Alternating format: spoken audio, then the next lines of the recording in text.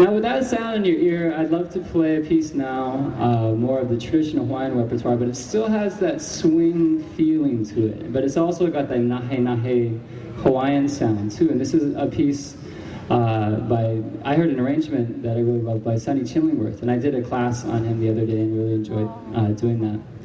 And this is a song called Pua Tubarose. But listen, it's slower, but it's still got that swing feel to it. It's got that swing influence. So Pua Tubarose.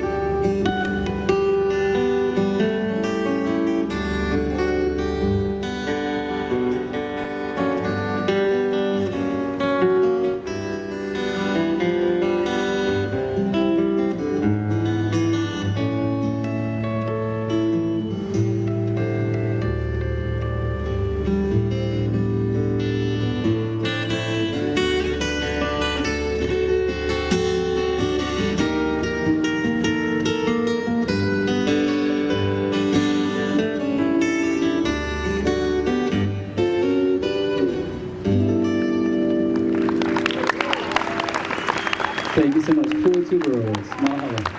Thank you.